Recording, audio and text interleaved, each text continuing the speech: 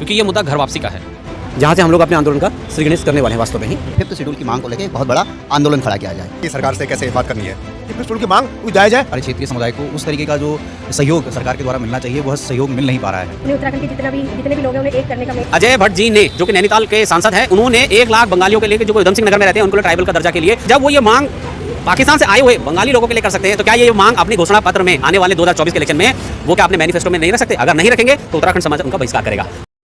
तो आज हम दिल्ली के एनडी तिवारी भवन में पहुंचे हैं, जहां पर उत्तराखंड एकता मंच की एक आंतरिक बैठक रखी गई थी, आंतरिक समिति की उनकी बैठक रखी गई थी। आखिर क्या कुछ चर्चा हुई, उनसे ही जानते हैं कि जो लगातार वो फिफ्थ शेड्यूल की मांग करते रहे हैं और तमाम मुद्दे वो उठाते रहते हैं, उनसे ही जानते हैं कि आखिर इस बैठक का मुख्य उद्देश्य क्या रहा और तमाम तरह के मुद्दे उन्होंने रखे। आखिर क्या कुछ बैठक हुई, और सबसे पहले तो आपका नाम मेरा नाम सुरेंद्र सिंह हलसी है। देखिए, आज की बैठक बेसिकली एक पूरे कोर ग्रुप की एक बैठक थी और इसमें बहुत सारे प्रस्ताव पारित हुए। एक तो ये हुआ कि जो फिफ्थ शेड्यूल की हम बात कर रहे हैं उसका एक संविधान बनेगा और एक उसका रजिस्ट्रेशन होगा, और उसमें कुछ संवैधानिक दायरों के हिसाब से उसका रजिस्ट्रेशन होगा जो नितांत आवश्यक है।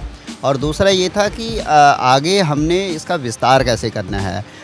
दिल्ली के अलावा भी जयपुर, लखनऊ, चंडीगढ़, पूरे पंजाब में और पूरे भारतवर्ष में इसका पूरे मंच का विस्तार कैसे करना है। और विस्तार इसलिए कि एक बहुत बड़ा फिफ्थ शेड्यूल की मांग को लेकर एक बहुत बड़ा आंदोलन खड़ा किया जाए।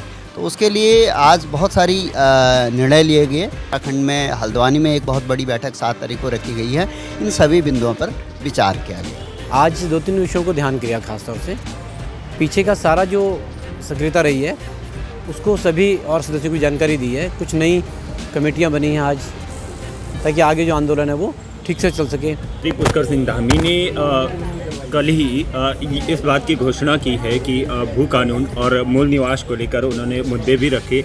उन्होंने कहा कि हम इसके लिए एक कमेटी बिठाएंगे, उसके लिए एक प्रावधान बनाएंगे। तो आप इसके बारे में क्या सोचते हो, जिस तरह से आपका फिफ्थ शेड्यूल का एक मुद्दा है?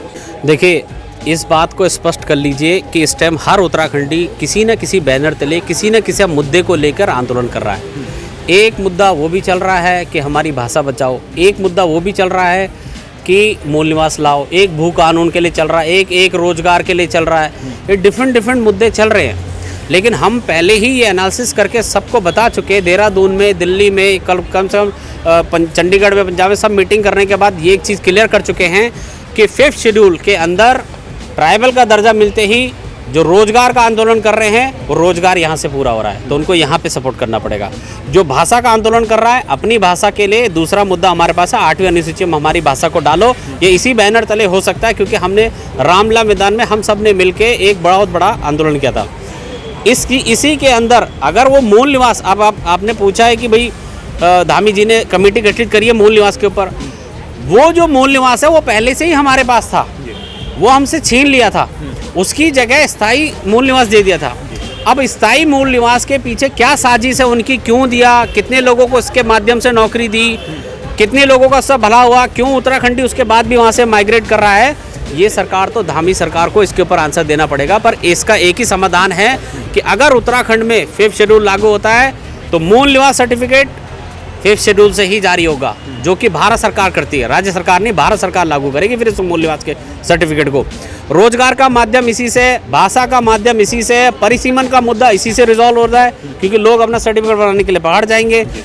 और लास्ट में एक बात करूँ कि जो हमारी बिटिया अंकिता भंडारी किरण नेगी के साथ हुआ, अगर वो ट्राइबल की लड़की होती तो उन लोगों पे आज की डेट में ST एक्ट इनेबल होता और वो उनके मकान की कुर्की हो चुकी थी, वो जेल में हमेशा के लिए सड़ते और बहुत जल्दी सुनवाई हो जाती है। तो इसीलिए ये कहते हैं हमें परिपक्व कानून चाहिए। परिपक्व कानून है जो भारत सरकार लागू करती है, वो है हमारा फिफ्थ शेड्यूल।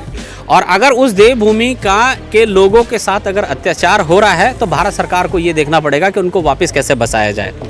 तो हम ये चाहते हैं कि किसी तरह से भारत सरकार इस टाइप का हमें ट्राइबल का दर्जा दे, जल्दी से जल्दी लोग उत्तराखंड की तरफ माइग्रेट करना स्टार्ट कर दें, क्योंकि इस आंदोलन का फ़ायदा अगर किसी को सबसे ज़्यादा होगा जो उत्तराखंड में रह रहे, उन्हीं को ही इसका फ़ायदा होगा। तो उत्तराखंड की जनता को इस टाइम पे अगर देखेंगे तो वहाँ पे 2 बाहरी पार्टियों का बड़ा दबाव रहता है। तो अपने MLA MP से एक ही क्वेश्चन पूछे कि वो क्या फिफ्थ शेड्यूल का मुद्दा पूरे पहाड़ को रिजर्वेशन में लाना हमारी भाषा सुरक्षित करना, हमें रोजगार देने वाला मुद्दा 5th शेड्यूल क्या उनके मैनिफेस्टो में है कि नहीं है।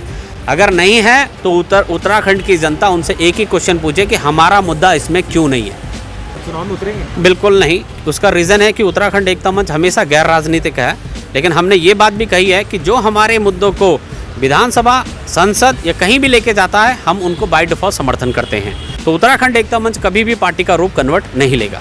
आज की बैठक में जैसा कि अभी हमारे भाई हालसी जी ने भी बताया था कि एक तो जो हमारा 5th शेड्यूल की जो मांग है उसको पूरे देश भर में पहले हमने मांग को लोगों तक पहुंचाना है। उसके अलावा अभी जो हाल की बात है वो है उत्तरायणी को लेकर। दिल्ली में जैसे कि दिल्ली NCR में सभी प्रवासी उत्तराखंडी कई वर्षों से उत्तरायणी मनाते आ रहे हैं और पीछे जिस प्रकार 2016 में उत्तराखंड एकता मंच के तत्वाधान में यहाँ रामलीला मैदान में एक आंदोलन हुआ था, उसके पश्चात दिल्ली सरकार ने यह घोषणा की थी कि जो हमारी मांग थी उत्तरायणी को दिल्ली में सरकारी सहायता प्रदान की जाए और उत्तराखंड की अकेडमी बनाई जाए। दिल्ली सरकार ने रामलीला मैदान में उस जन समूह को देखकर घोषणा तो कर दी थी और कुछ जगह पर उसके बाद सरकारी सहायता प्रदान भी की उत्तरायणी को बनाने के लिए की, लेकिन कुछ वर्षों से वो सहायता सही तरीके से संस्थाओं तक पहुंच नहीं रही थी या कई संस्थाओं को उससे अलग कर दिया गया। तो उसको लेकर अभी हमने सरकारों से उस पर बात की है, कला एवं संस्कृति मंत्री जी से बात की और भी कई मंत्रियों से बात की कि इस बार 24 में जो उत्तरायणी मनाई जाएगी उसमें हमारी सभी संस्थाओं को पूर्ण तरीके से फंड दिया जाए। सरकार हमारी संस्थाओं को पूर्ण तरीके से उस सहायता को प्रदान नहीं करती है, तो आगे चलकर हमारी उसमें क्या योजनाएं होंगी उसको लेकर भी आज बात हुई हमारी।